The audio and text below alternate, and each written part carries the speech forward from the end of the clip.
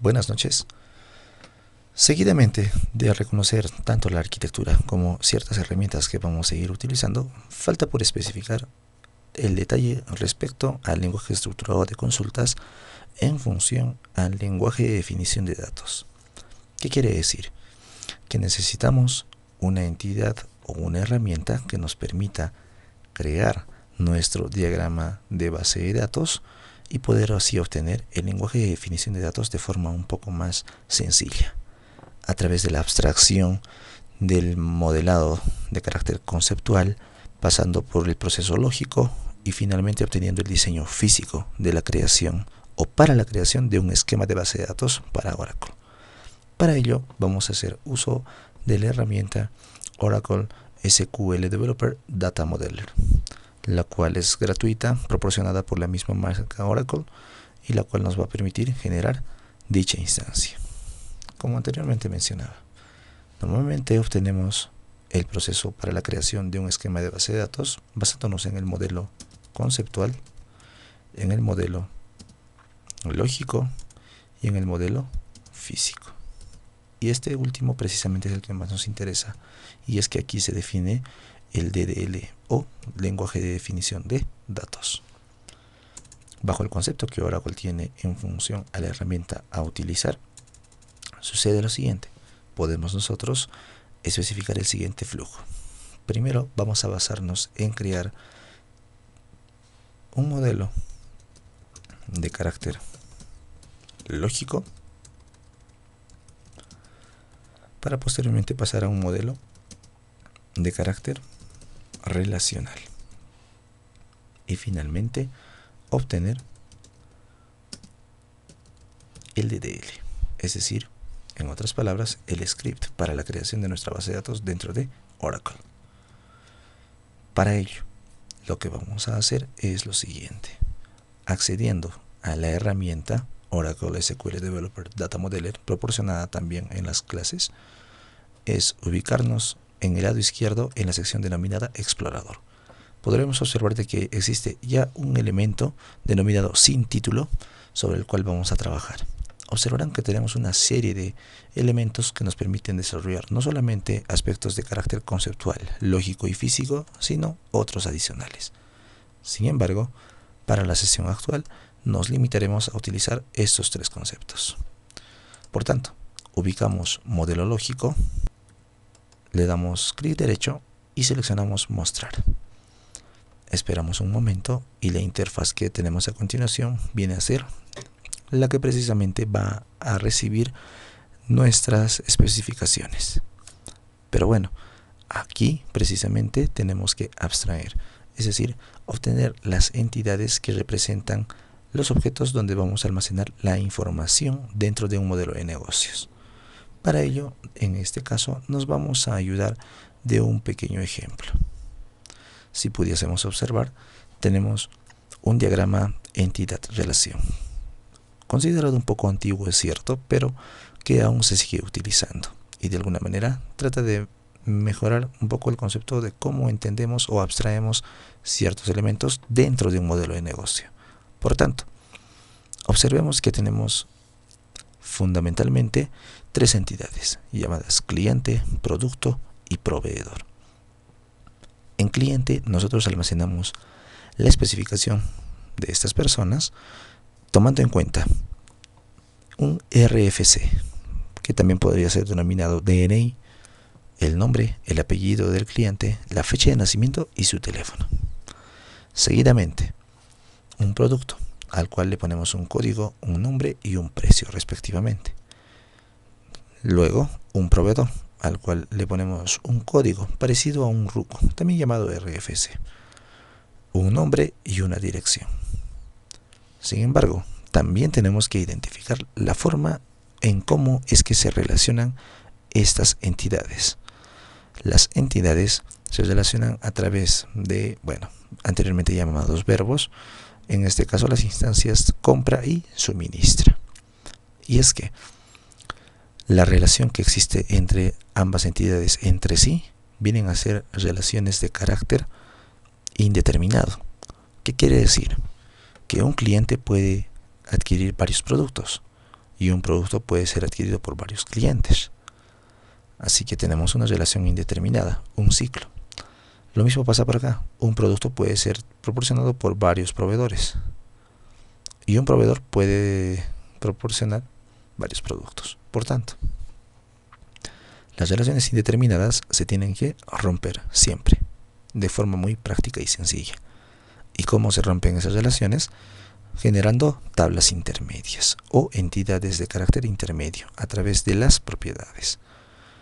En todo caso, la cantidad de entidades a especificar ahora vienen a ser cliente, compra, producto, suministra y proveedor, y cada uno de ellos con sus respectivos atributos. Cabe destacar que dentro del modelo relacional se especifica que dentro de una entidad necesitamos un atributo identificador, alguien que diferencie a cada uno de los registros que se van a almacenar dentro de cada una de esas entidades. Así que podríamos ver en el caso del cliente al RFC o DNI, como se pueda llamar, en el producto al código y en el proveedor al RFC nuevamente. Y en compra y suministra, pues bueno, se especifica una clave de carácter compuesta, un atributo compuesto. ¿En qué sentido? Vamos a tomar el atributo identificador de cliente y de producto y los vamos a combinar para que actúen como uno solo. Lo mismo pasa entre producto y proveedor. Tomamos al código y al RFC para hacerlos actuar de forma unitaria. Por tanto, empecemos a especificar dichas características. La entidad cliente se puede especificar de la siguiente manera. Al aperturar el modelo lógico, podremos observar en la parte superior izquierda un elemento llamado nueva entidad, que tiene la forma de una libreta de color amarilla con un engranaje. Le damos un clic al elemento y hacemos un clic sobre el espacio de trabajo. Podremos observar de que las propiedades de la entidad que estamos por generar se habilitan. Cuestiones muy generales a las cuales nos vamos a limitar a decir cosas específicas. Por ejemplo, el nombre de la entidad. Ya que estamos empezando de izquierda a derecha, comenzamos con la entidad cliente. Seguidamente, al lado izquierdo podremos observar la opción denominada atributos. Y es que vamos a especificar todos los atributos que componen a esta entidad. Nos ubicamos en la cruz de color verde indicando agregar atributo al final de la lista y le damos un nombre. Y le decimos DNI o RFC en este caso. Damos la especificación, luego indicamos el tipo de dato al cual está especificado. Si especificamos una característica denominada dominio dentro del developer Data Modeler de Oracle, podremos observar en el tipo de origen de que no se tiene ninguna disposición a especificar a este atributo. Por lo tanto, la especificación del tipo de dato en este caso tiene que ser de carácter lógico. ¿Por qué? Porque ahí podemos especificar el tipo de dato que utiliza nuestro gestor, combinado, claro está, con otras instancias a reconocer. En este caso, al nombre de este atributo llamado RFC podríamos especificar como tipo de origen de dato varchar y especificar luego su magnitud a través del tamaño, que vendría a ser, por ejemplo, 8. Si tendría la idea del documento nacional de identidad, por ejemplo. Siguiente atributo, nombre y apellido. Agregamos nombre, tipo de dato lógico, varchar 30. Apellido lógico, varchar 50. Fecha de nacimiento lógico. Y el tipo de dato en comparación a otros gestores, aquí se especifica únicamente para Oracle como date. Y por último, el teléfono. Lógico, varchar, tamaño 10. Si ya culminé con especificar todos los atributos necesarios, me queda nada más por el momento especificar aceptar, no sin antes detallar lo siguiente: mencionar el atributo identificador dentro de nuestra entidad, en este caso el RFC. ¿Cómo lo especificamos? A través de lo que son los constraints, que más adelante vamos a detallarlos con mayor precisión. Aquí se especifican a través de este checkbox llamado UID primario. Lo marcamos y se darán cuenta que también otro checkbox se ha marcado de forma automática, y es que al ser un atributo identificador es obligatorio, es decir, no puede faltar. Quizás el carácter, por ejemplo, del atributo teléfono puede ser nulo, es decir, puede faltar, pero el caso del RFC no. Por tanto, al marcarlo, se marca también la característica obligatorio. Finalmente le damos a aceptar y deberíamos observar nuestra entidad sobre el espacio de trabajo. Seguidamente procedemos a agregar todas las entidades. Bien, podemos observar entonces todas las entidades creadas en cada uno de los aspectos. Muchos de los atributos que se han especificado dentro de las entidades creadas tienen cierta variación en función al tipo de dato. Si pudiésemos destacar alguno de ellos, sería en el caso del producto respecto al precio. Y es que el precio tiene un tipo de dato especial llamado numeric, en donde especifico dos parámetros: la precisión y la escala. ¿Qué quiere decir esto? Que digo que el valor correspondiente al precio va a tener 5 cifras, de las cuales 2 van a ser decimales, nada más. Y otro detalle a especificar: observarán que tanto compra como suministra, que vienen a ser las entidades de transición entre las entidades de carácter fuerte, no tienen atributos. Y es que estos van a estar compuestos a través tanto del atributo identificador de cliente y producto para compra, como de producto y proveedor para suministra. Pero esto lo hacemos en el siguiente paso, es decir, en el modelo de carácter relacional. ¿Y cómo procedemos a pasar a este ente de modelado?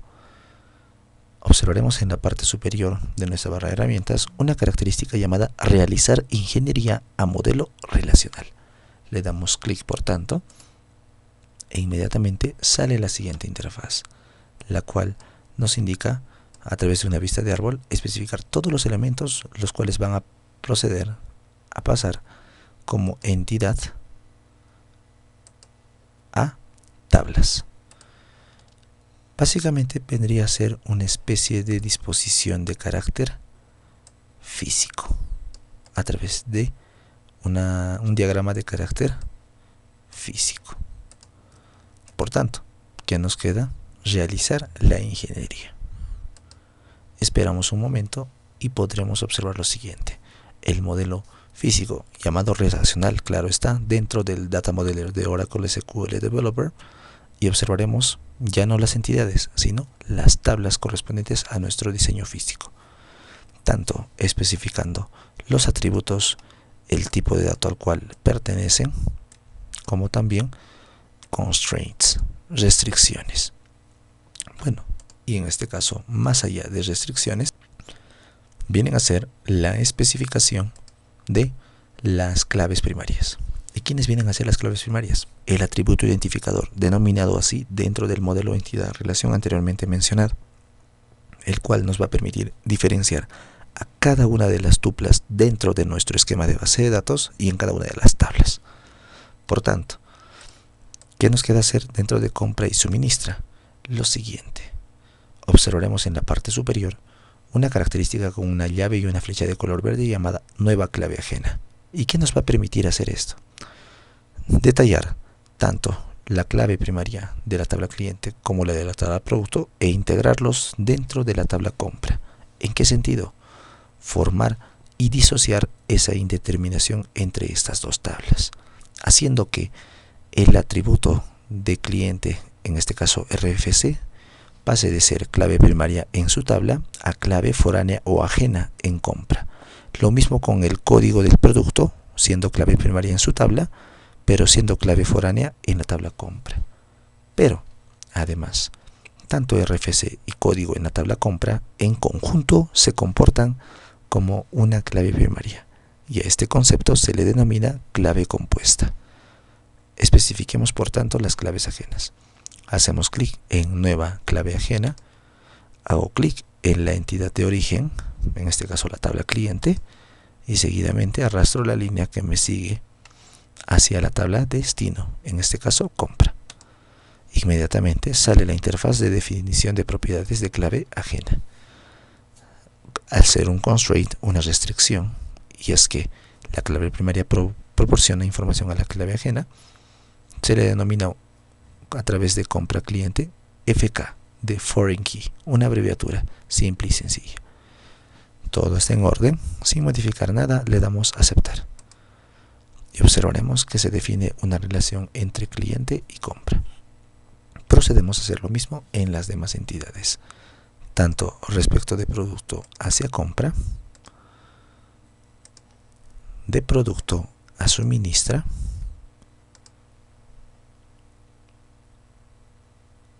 y de proveedor a suministra.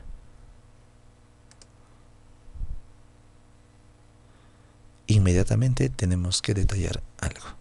Como les indicaba, cada uno por sí solo es clave ajena o foránea, pero en conjunto vienen a ser clave primaria, y esto no está especificado.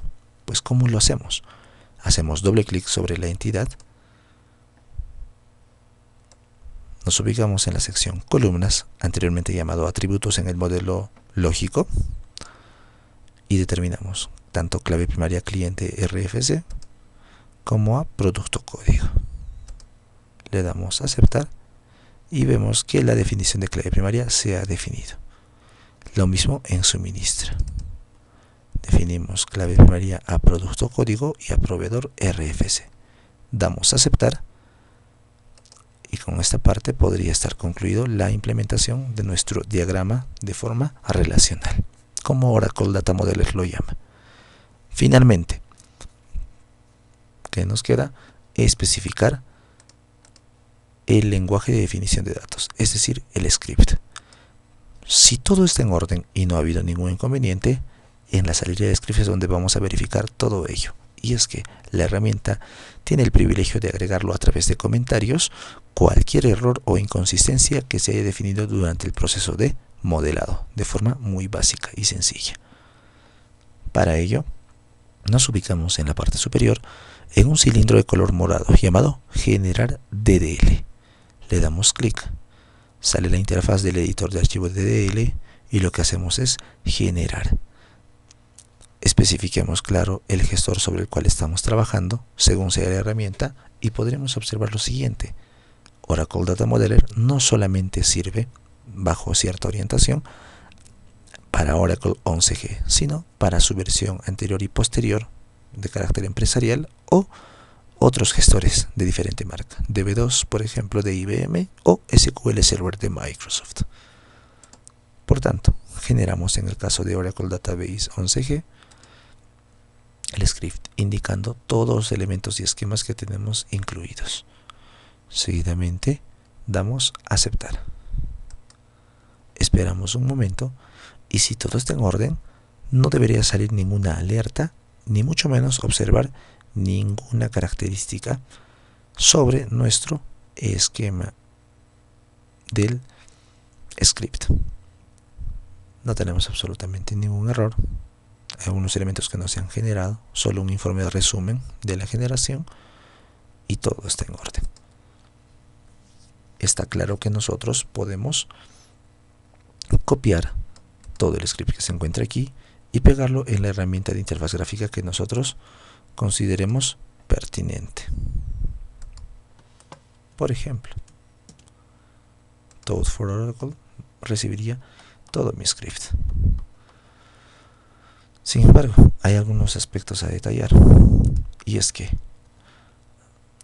es cierto, vamos a crear las tablas, pero sería bueno indicar dónde es que se van a ubicar. Y es que nosotros hemos aplicado el concepto de esquema de base de datos y de table spaces dentro de Oracle. Por tanto, al finalizar la creación de una tabla, entre el último paréntesis y el punto y coma de la tabla, se debe indicar el table space al cual debe ser designado. Si mal nos recordamos, anteriormente se creó un table space llamado TS-01. ¿Esto qué indicaría? que la tabla que estoy generando en esta parte se va a ubicar por defecto dentro del tablespace TS01. Y eso debería ocurrir en cada una de las tablas creadas, para posteriormente aplicarle los constraints respectivos. Como se podrá observar, el proceso de modelado de un esquema de base de datos no tiene mayor complicación, salvo el aspecto de abstraer y de determinar las entidades que van a almacenar la información a registrar dentro de nuestro modelo de negocios a través de un esquema de base de datos.